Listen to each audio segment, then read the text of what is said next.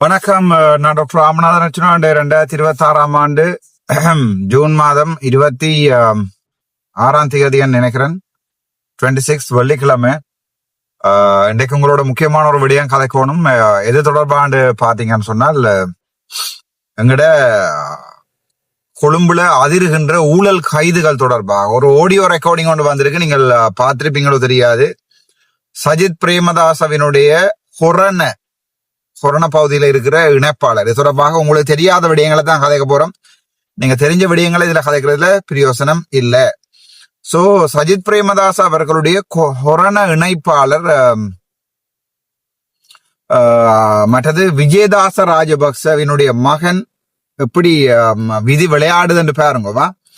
விஜயதாச ராஜபக்சவனுடைய மகன் சஜித் பிரேமதாசவினுடைய கொரோனா இணைப்பாளர்.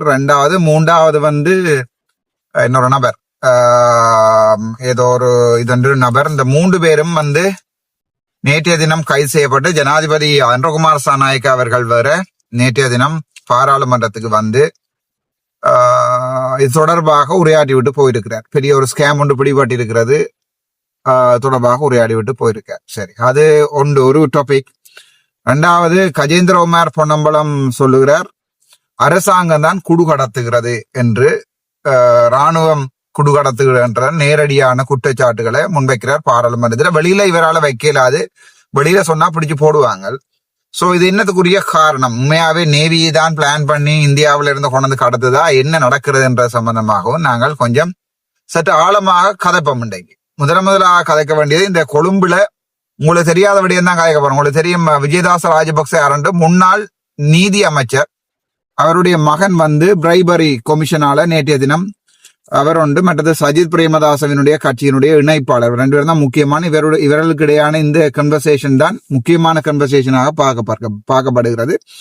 சமூக ஊடகங்கள்ல அது நன்றாக ஓடிக்கொண்டு தெரியுது. அங்கே அந்த ரெக்கார்ட்ஸ் ஓடிக்கொண்டு தெரிகிறது. அது தொடர்பாக ஜனாதிபதியும் நேற்றைய தினம் எங்களுக்கு ஒரு பதிலொண்ட நேற்று பாராளுமன்றத்துல கதைச்சிருப்பார். ஜனாதிபதி வல பக்கம் தான் திரும்பி கதைச்சிருப்பார். நீங்க பாருங்க, அந்த பக்கம் இருந்தது நான். சோ என்ன நோக்கிதான் வடக்கு உத்தரன்னு கதைச்சவர். சோ அடுத்த கைது நானோ தெரியல, பாப்போம். என்னடாப்பா ஊழல் கைது யாருக்காவது பேசினாண்டு கைது செய்யலாம் ஒழிய ஊழல் கைது செய்யறது கொஞ்சம் கஷ்டம். ராமநாதனே என்னென்றால், சரி விஷயத்துக்கு வருவோம். யார் இந்த விஜயதாச ராஜபக்ச? உங்களுக்கு தெரிஞ்சிருக்கணும், மஹிந்த ராஜபக்சனுடைய காலத்துல இருந்த நீதி அமைச்சர். அவருடைய மகன் தான் ரோஹித ராஜபக்ச நினைக்கிறேன். அவரை தான் நேற்று கைது செய்திருக்காரு. இதுல அரவாசி யூடியூப்ல வியூஸ் அரௌண்ட் பண்றதுக்காக ராஜபக்சவின் பிள்ளை கைது என்னட்டு தான் இப்படி பிள்ளைச்சி யூடியூப் போறீங்க தெரியாது. சனத்துக்கு இது விளங்காத. விஜயதாச ராஜபக்சவுக்கும் மஹிந்த கோத்தாவுக்கு பரம்பரை தொடர்பு இல்ல, பேர் தான் ராஜபக்சக்கள் ஒழிய மற்றபடி அண்ணன் தம்பி இல்லையடா. அதால மஹிந்தண்ட புள்ள கைது, கோத்தாண்ட புள்ள கைது போய் நியூஸ போடாங்க. இது விஜயதாச ராஜபக்ச முன்னாள் நீதி அமைச்சர். உங்களுக்கு தெரியும், சாவச்சேரியில என்னுடைய பிரச்சனை நடக்கின்ற போது இந்த விஜயதாச ராஜபக்சனுடைய ஒரு ரிலேட்டிவ் ஒரு ஆள் என்று சொல்லி ஒரு ஆள் தான் அந்த நேரம் 2024 ஆண்டு பிரச்சனை நடக்கின்ற போது நான் விஜயதாச ராஜபக்சோட கதைச்சிருக்கிறேன். அர்ச்சனா தூக்கி உள்ளுக்குள்ள போடும் கொண்டு சொன்ன ஒரு டாக்டர் ஒரு ஆள். சரிதானே, சாவச்சேரி போராட்டத்துல.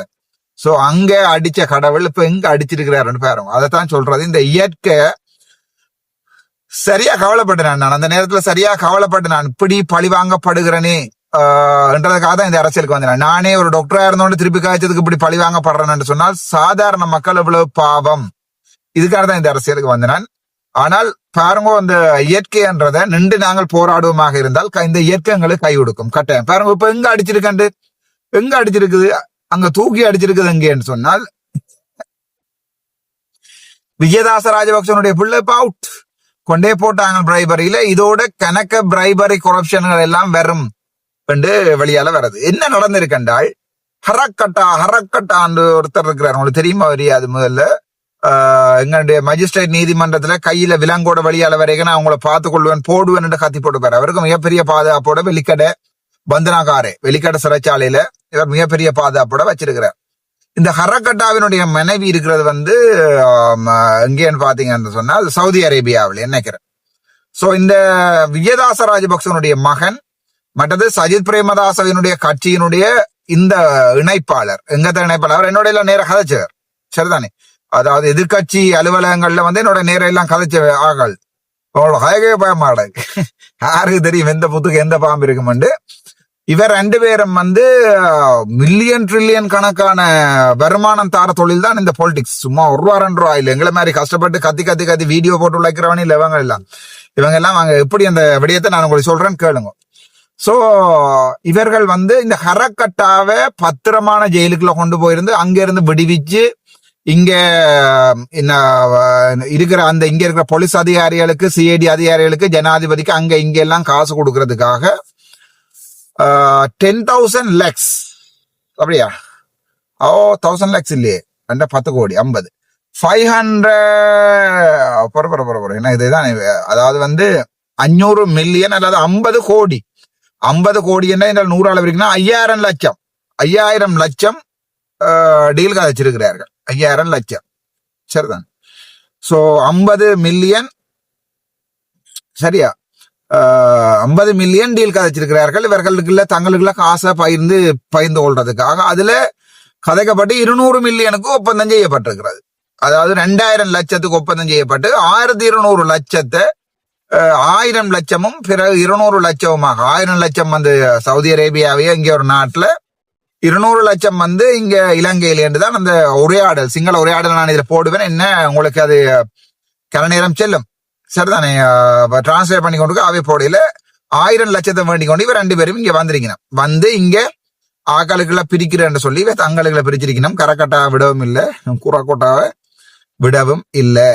மற்ற என்ன டவுட் என்றால் இந்த கரக்கட்டாவை பிடிச்சு கொண்டு இங்க வந்தது வந்து அன்றகுமார் நாயக்கவனுடைய ஆட்சியில், நான் if I am not mistaken, கரக்கட்டாவை இங்க கொண்டு வந்தது வந்து அன்றகுமார் நாயக்கவனுடைய அரசாங்கத்துல. ஆனா விஜயதாச ராஜபக்சவுக்கோ அல்லது வந்து இவர்களுக்கோ இப்ப பலம் இல்லை. யாருக்கு? எதிர்கட்சி தலைவர் சஜித் பிரேமதாசனுடைய கட்சிக்கோ இப்ப பலம் இல்லை. பலம் இருக்கேக்குள்ள இந்த டீல்களை காய்ச்சிருந்தா வேற. சோ எந்த அடிப்படையில கொடுத்திருப்பாங்க இந்த வீடியோ பொய்யோ, இந்த வாய்ஸ்ல எல்லாம் பொய்யோன்ற ஒரு டவுட்டும் வருது. ஏனண்டா இப்ப நான் ஒருத்தன்ட்ட 1,200 கோடியை கொடுக்குறேன்னு சொன்னால் இப்ப இருக்கிற அரசாங்கத்திட்ட கொடுப்பேனா ரணில்கிட்ட கொடுப்பேனா? யோசிச்சு பாருங்க. இப்ப இருக்கிற அரசாங்கத்திட்ட தான் நான் கொடுப்பேன். ஆனா இவருக்க பார்த்து விடுங்கன்னு சொல்லி இதை வெட்டி போடுவானே 1,200 கோடி எங்கடா போறது நான். சோ நாங்க சிந்திக்க வேணும், இதை எப்ப இந்த காசு பண கொடுக்கல் வாங்க நடந்திருக்காண்டு. ஏற்கனவே இருக்கிற அரசாங்கம், புது அரசாங்கம் வந்த பிறகு இவங்க கொஞ்சம் டஃப் பெரிய அமௌண்ட்கள் தான் வேண்டும் வாங்கலன்ற கதை ஒன்று இருக்கு. சோ சில நேரம் அதுகளால ஷானி அபேரசருக்கு பெரிய அமௌண்ட்கள் கொடுத்தேன்னு சொல்லி இந்த வீடியோக்குள்ள வந்துச்சோ எனக்கு தெரியாது. நான் தெரிஞ்ச ஒண்ணு தெரியாம கேட்க கூடாதுன்னு நான் இருந்த பொண்ணு விளங்கப்படுத்துறேன் உங்களுக்கு. சோ அதுல ஒரு டவுட் இருக்கு என்னன்னா, இதெல்லாம் பிளான் பண்ணப்பட்டு இங்க எங்கண்ட வாழ்வாதாரங்கள் பயங்கரமா மோசமாகுது. எங்கண்ட பெட்ரோல்கள் அப்படித்தான் எதிர்கட்சியில இருந்து குள்ளாடி கொண்டிருக்கோம். நம்ம சஜித் பிரேமதாசவனுடைய கட்சியில இருந்து வாழ்வாரங்கள் பாதிக்கப்படுகிறது, எங்களுடைய பணவீக்கம் இருக்கிறது என்று சொல்லி நேற்றும் ஜனதா அறகலை என்று சொல்லி ஒரு மக்கள் போராட்டம் என்ற ஒரு அரசியல் கட்சி வந்து நேற்றைய தினம் போய் ஒரு பெரிய ஆர்ப்பாட்டம் ஒன்றை கொழும்புல நடத்தி போலீசார் எல்லாம் அடிச்சு துவச்சிருக்கிறார்கள். நேற்றைய தினம் வீடியோ பாத்தீங்களா தெரியாது எனக்கு, அந்த வீடியோவில் எடுத்து போடல, காப்பிரைட் அடிபடும் படியா எடுத்து போடல. ஏற்கனவே இந்த பிரச்சனைகள் வந்து நேற்று கொழும்புல நடந்திருக்குது. சோ அதை சமாளிக்கிறதுக்கும் மக்களை ஏமாற்றத்துக்கும் இந்த அரெஸ்டுகளா, இது ரெக்கார்ட் ஏற்கனவே பிளான் பண்ணப்பட்ட ரெக்கார்டுகளான்னு கேட்டா இல்லை. இது வந்து என்ன மாதிரி என்றா எப்ஸ்டைன் ஃபைல் லீக் பண்ணிக்கல ஈரானை போற தொடக்கிற மாதிரி என்றும் சந்தேகிக்கிறாங்க. எனக்கு அது தெரியாது. அதாவது உங்களுக்கு தெரியும், ட்ரம்பினுடைய எப்ஸ்டைன் ஃபைல்ல இவர் ட்ரம்ப் வந்து குழந்தை பிள்ளைகள் 8 வயசு 12 வயசு 4 வயசு பிள்ளைகள் எல்லாம் ரேப் பண்ணினார் ஒரு இதொண்டு வரைக்குள்ள உடனடியாக ஈரான் போர் தொடக்கப்பட்டு அது வந்து மறைக்கப்பட்டது என்கிற கதையில எல்லாம் இருக்கு. சோ அப்படி இப்ப இங்க நாங்க படுமோசமான ஒரு நிலைமைக்கு போய்கொண்டிருக்கிறோம் அடிப்படையில அந்த நேரத்துல இந்த மாதிரி 4 வீடியோக்களை போட்டு வாய்ஸ்களை போட்டு 4 பேர் அரெஸ்ட் பண்ணி சமாளிக்கிறோம்னா அரசாங்கம் என்கிற டவுட் இருக்கிறதா. நேற்று ஜனாதிபதி அன்றகுமார் நாயக்கர் நேற்று வந்து கழுவிட்டு போயிருக்காரு பாராளுமன்றத்தில். விழாவும் நார் ஒரு மாதமா இவங்க வச்சு நாரடிப்பாங்க, அது பிறகு அவருக்கு வந்திருக்கா கழுவிட்டு போவார். சோ அப்படி கழுவிட்டு போயிருக்கிறார் என்ற சந்தேகம் எல்லாம் எங்களுக்கு இருக்கு. ஆனா என்னன்னா அந்த காசு பண்ணி கொண்டு இங்க வந்திருக்காங்க, வாய்ஸ் ரெக்கார்டிங் லீக் ஆயிருக்கு, அதன்படி இந்த 2 பேரும் அரெஸ்ட் பண்ணப்பட்டிருக்காங்க. சரி, அதுதான் வாய்ஸ் ரெக்கார்டிங்கள் ஆதாரங்களோட அரெஸ்ட் பண்ணப்பட்ட. அதுக்கு சஜித் பிரேமதாசன் நேற்று தினம் சொல்றார், அப்படியானவர்கள் என்னுடைய கட்சியில இருந்தா சிங்கப்பூர் மாதிரியான தண்டனை கொடுக்கணும், சுட்டுக்கொலை செய்யணும், இவங்களை சாக்கொள்ள வேணும், சிங்கப்பூர் மாதிரியான தண்டனை கொடுக்கணும் என்று இவர் சொல்லி கொண்டிருக்கார். அப்படி சிங்கப்பூர் மாதிரியான தண்டனை கொடுக்க வேணுமெண்டா சஜித் பிரேமதாசன் கட்சியில கெனவேர் ஆல்ரெடி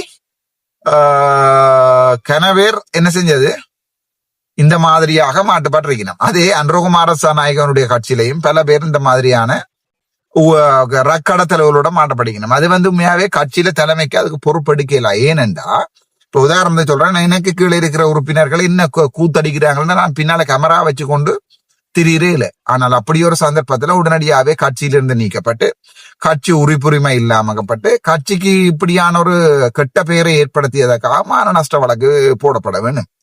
ஆனால் பிராக்டிகலாவே கட்சியில இருந்து நீக்கிறத தவிர வேற வழி இல்லை. கட்சி உறுப்புரிமையை நீக்கி வெளியாளத்துல தவிர வேற வழி இல்லை. அதுதான் என்னுடைய கட்சியில சேர்றாக்கள் இப்படியான ஒரு இது ஒன்று வேறமாக இருந்தால் உங்களையும் கட்சியில இருந்து நீக்கக்கூடிய நடவடிக்கை தான் எடுக்கலாமே ஒழிய மற்றபடி மானஸ்ட வழக்கு போட்டு எடுக்கிற எல்லாம் 20 வருஷம் 30 வருஷம் செல்கின்ற ஒரு விடயம். அது that's not practical at all. So Sajith Premadasa அப்படி சொல்லி தப்பிக்கலாமா? இல்லைன்னு சொல்லலாம். ஏனென்றா சஜித் பிரேமதாசவுக்கு இவர் ஒரு வலது கை. இந்த நேரமும் எதிர்கட்சியில இருக்கிற பாராளுமன்ற உறுப்பினர்களுடைய இந்த மீட்டிங் போய்க்கல இங்க இவர் இருப்பார், எந்த நேரமும் இருப்பார் அவர். விளங்குதானே? அதாவது மிகப்பெரிய ஒரு வலது கை, வலது ஒன்றரை கை அப்படி. சரிதானே? ஆகவே நாங்க இதுல பார்க்க வேண்டிய விடயம், இந்த விடயத்தால ஏதாவது ஒரு பொருளாதார பிரச்சனைகளை இவங்கள் சமாளிக்கிறாங்கள் என்று சொன்னால் அது மிகவும் கேவலமான ஒரு விடயம். சரிதானே? ஆனால் பொருளாதார விடயங்களை சமாளிக்காம இது ஒரு உண்மையான ஒரு விடயமாக இருந்தால் அது இன்னொரு பிரச்சனை. அது சம்பந்தமாகவும் நாங்கள் சிந்திக்க வேணும், என்ன செய்யறேன் அது சம்பந்தமாகவும் நான் நடவடிக்கை எடுக்கணும். ஆகவே இந்த விடயம் நேற்று கொழும்பை உழுப்பி இருக்கிறது. அது சிங்கள மக்கள், தமிழ் மக்களுக்கு தெரியுமோ புலம்பெயர் நாளில் இருக்கிற மக்களுக்கு அது தெரியுமோ தெரியல. வீடியோ போடுறாக்களும் தாங்கள் ஒரு இது வேற ஒன்று பண்றதுக்காக காது மூக்கு எல்லாத்தையும் வச்சு போட்டு கொண்டிருக்கிறாங்க.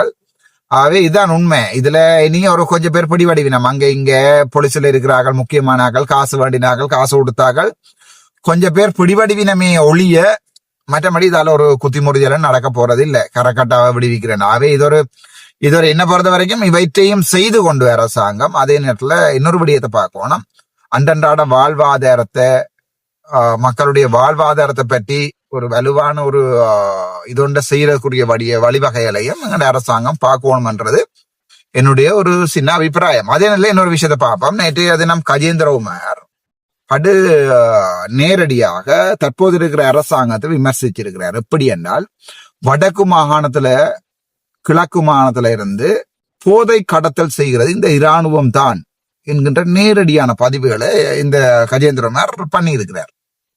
இதுல நாங்கள் கன விடயத்தை பார்க்கணும். இதுல நாங்கள் சும்மா கஜேந்திரகுமார் இப்படி சொல்லி போட்டு போறாரு, அது பிள்ளை என்று கருத்துக்களை சொல்றதுக்கு நான் இங்க வரையில. கன சரியான விடயங்களையும் கன பிள்ளையான விடயங்களையும் டீப்பான விடயங்களையும் இதுல பார்க்கணும். என்னண்டா, வடக்கு மாகாணத்துல நாளிக்காக முதாவ, அதாவது கடற்படை, நேவி, இதெல்லாம் ஒரே வசனம் இளங்குமரன், இதெல்லாம் வெவ்வேறு வசனம் இல்ல. நாளிகா ஹமுதாவன்றது அவங்களுடைய கடற்படை, குவான் ஹமுதாவன்றது அவங்களுடைய விமானப்படை, குவான் ஹமுதாவன்றது படை.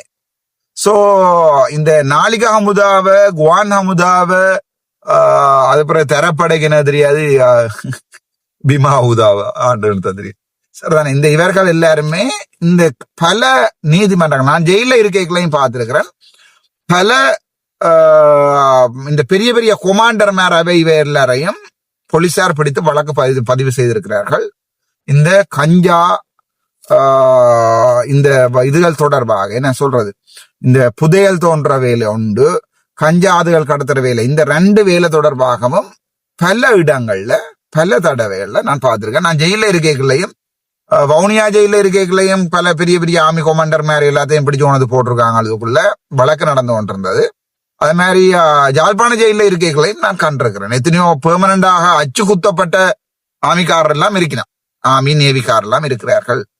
சோ இப்ப கஜேந்திரகுமாருடைய வெளிப்படையான கதை என்றால், தனியா இந்த இராணுவம் தான் இந்த கஞ்சா கடத்தல்களை செய்கிறது என்கிறதான் கஜேந்திரகுமாருடைய நேரடியான கருத்து. இந்த கருத்துக்கு பின்னால கன விஷயம் இருக்கு. என்னண்டா, அரசாங்கத்தை எதிர்க்கிறோம் என்றதுக்காக புலம்பெயர் நாடுகள்ல இந்த அரசாங்கத்தினுடைய பெயரை கெடுக்கிறதுக்காக ஃபுல் ப்ளோனா இயங்கி கொண்டிருக்கிறார் எங்களுடைய கஜேந்திரகுமார் பொன்னம்பலம். அதால இவருக்கு என்ன லாபம்?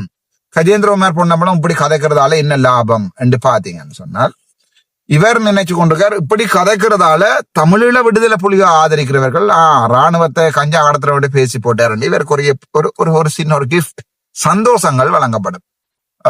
அதாவது வந்து எங்கட இவர் சொல்லி இருக்கிறார், யாரு, நல்லமா எம்பி சாமர சம்பத் தசநாயக்க சொல்லி இருக்கிறார், அண்மையில பாராளுமன்ற உறுப்பினர்களுக்கு எல்லாம் சந்தோஷங்கள் வழங்கப்படுது, கிஃப்டுகள் வழங்கப்படுது, சந்தோஷம் வழங்கப்படுது என்று சொல்லி இருக்கிறார்.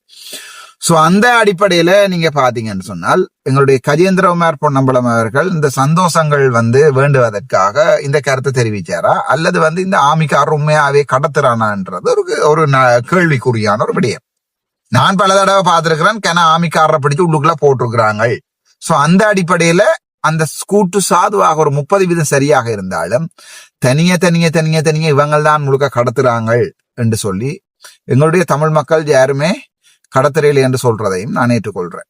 எங்களுடைய தமிழ் படியல் யாருமே கஞ்சா கடத்துறதோ அல்லது வந்து எந்த ஒரு சமூக பரவலான வேலையிலோ எங்களோட தமிழ் படியல் செய்ய மாட்டாங்க. எங்களோட தமிழ் படியல் அப்படிப்பட்ட ஆக்கல. அந்த விஷயத்துல கஜேந்திரகுமார் பொன்னம்பலத்தினுடைய கூட்டு மிகப்பெரிய அரசியல் ரீதியான கூட்டு. எப்படி பாக்குறேன் என்றால், வாக்கு எடுக்கிறதுக்கும் அது எடுக்கிறதுக்கும் இது எடுக்கிறதுக்கும் இந்த வடிகோல் தட் இது என்ன சொல்வார்கள், அசைலம் அடிக்கிற கடிதங்கள் கொடுக்கறதுக்கும் இப்படி கணக்க பிராக்டிகலான விடயங்கள் பாராளுமன்றத்தில் நடந்து கொண்டிருக்குது. இப்படி கதைக்கிறதாலே நாளைக்கு சிறிதர் நடத்த வந்து கதைப்பார். இப்படி ராணுவத்தினுடைய இந்த படைப்பிரிவுக்கு பக்கத்துல இப்படி இந்த ஒரு பெயருடைய சுந்தரலிங்கம் பிரதீப்போ சுந்தரலிங்கம் எக்ஸ் என்ற நபர் வந்து இப்படி அடிக்கப்பட்டு தாக்கப்பட்டார். அப்படி இப்படி இவருடைய அட்ரஸ் என்ன, இவர் இதுல மனித உரிமை ஆணைக்குழுல இந்த மாதிரியான முறைப்பாடு செய்கிறார். ஆகவே இவர் இப்ப லண்டன்ல இருக்கிறார்.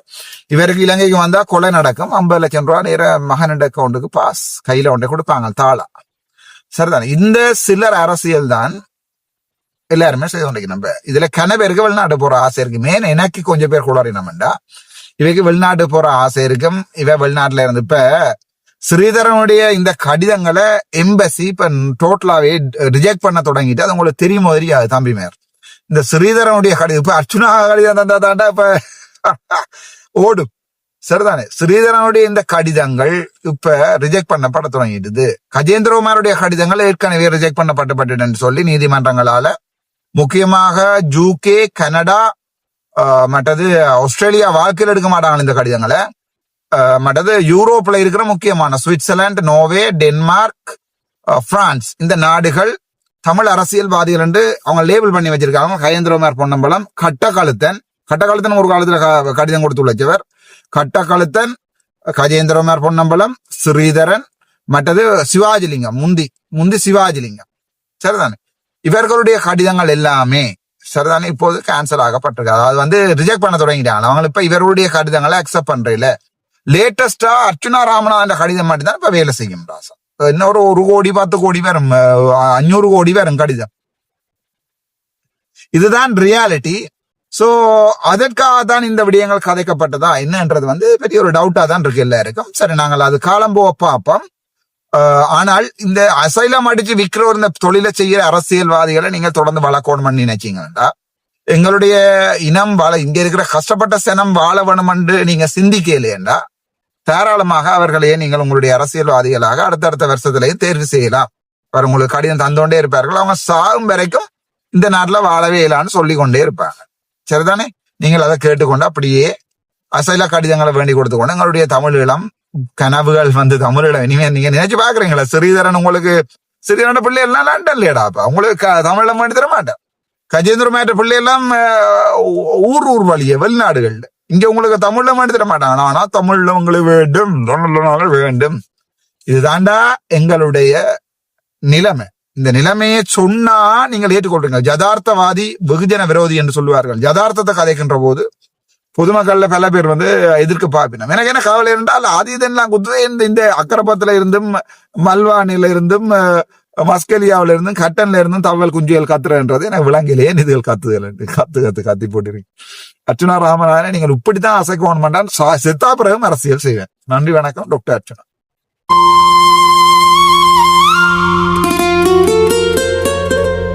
சாவகச்சேரி தந்த தவ புதல்வன் எங்கள்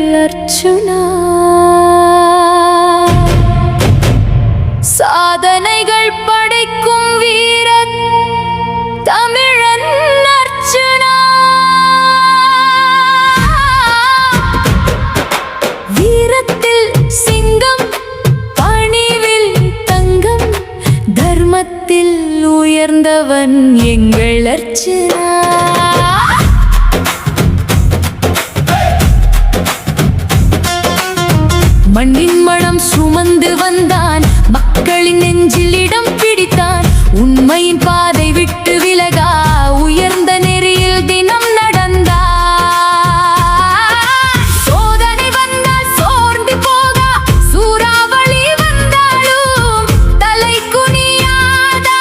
நம்பிக்கை தீபம் நெஞ்சில் ஏந்தி நாளை வெல்வான் வீரன் என்றே. சாவகச்சேரி தந்த தவ புதல்வன் எங்கள் அர்ச்சனா.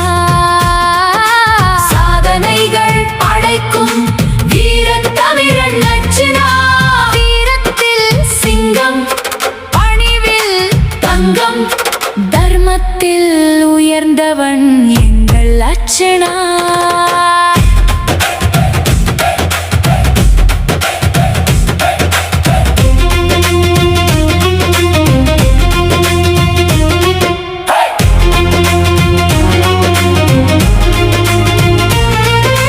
எத்தனை சவால்கள் எதிரில் வந்தாலும் எழுந்து நிற்பான் உறுதியோடு. எத்தனை தடைகள் வழியில் நின்றாலும் ஏறிச் செல்வான் வெற்றியோடு. மக்கள் குரலை மனதில் சுமந்து மண்ணின் பெருமையை மார்பில் தாங்கி நீதியின் கொடியை உயர்த்தி பிடித்து நிமிர